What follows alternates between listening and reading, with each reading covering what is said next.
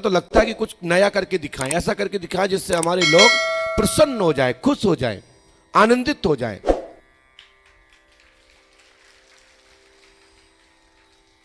कहें कि हां, कि हमारे गुरु शरण के अंदर कुछ कृपा है, कुछ भगवत कृपा है जिसका आप असर लाइव देखते हैं। वैसे तो दुनिया के लोग देखते ही हैं, जो कुछ होता है वो अलग ही होता है, और जो हमारे साथ रहते हैं उनके लिए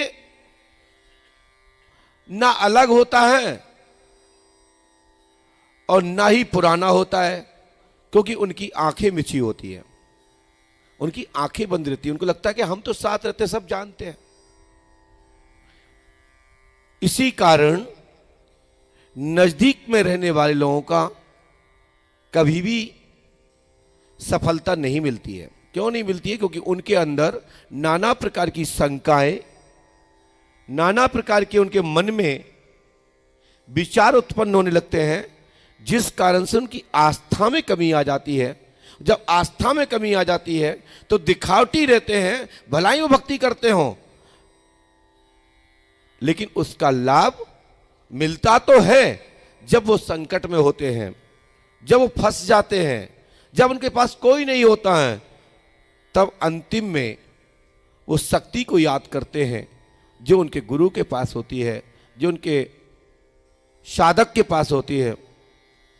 उस दौरान वो शक्ति अपना दर्शन दिखाती है कि आप जब अच्छे से समझ सकते थे, अच्छे से पूजा पाठ कर सकते थे, साधना कर सकते थे, आप अच्छे से परमात्मा को भज सकते थे, तब तो आपने हंसी मजाक में निकाल दी पूजा अर्चना, और दिखावटी आपने अपना समय बिताया। लेकिन अब संकट में आप हो तो आप किसी कारण से भी साथ रहे हो, लेकिन लोग हंसेंगे तो मुझे आपकी मदद तो करनी ही पड़ती है। शक्ति कभी कभी आप अपनी रक्षा के लिए, अपनी बात रखने के लिए, अपना मान रखने के लिए, अपना सम्मान बचाने के लिए उस नास्तिक की भी ऊपर भी कृपा कर देते हैं। कई लोग आजकल दरबार चला रहे हैं, वो किसी भी मंदिर पे बैठ जाते हैं, कोई भी देवी देवताओं के सामने बैठ जाते हैं और फिर कहते हैं माता रानी कृपा करे, लो भभूति आशीर्वाद है। फिर वो किसी को फिर धूप देंगे, भभूति देंगे, जल देंगे, लो माता रानी कृपा करेंगे, आशीर्वाद। अब माता रानी तो नहीं करेंगे इसको कृपा करने के लिए आशीर्वाद दे दो, लेकिन देवी देवता भी मदद करते हैं।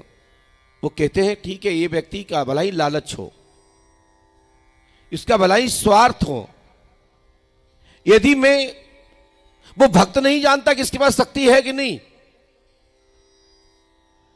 लेकिन वो शक्ति अपनी मान, अपना सम्मान, अपनी प्रतिष्ठा, अपने धाम तीर्थ की इज्जत रखने के लिए, भक्तों पर गलत असर ना जाए, तो भक्त लोग कार्य कर देते हैं। आपने देखा कई साधकों की ऐसी विडंबना होती है ना कि लास्ट पर उनकी कोई मदद नहीं करता, घर के भी उसे छोड़ देते हैं।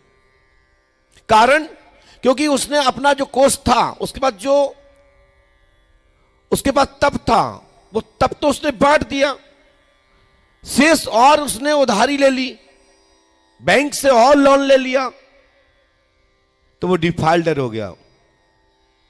मैं भैया शिवम जी के लिए भी बोल रहा हूं, शिवम विष्णु जी के लिए, औरैया से दरबार चला रहे हैं,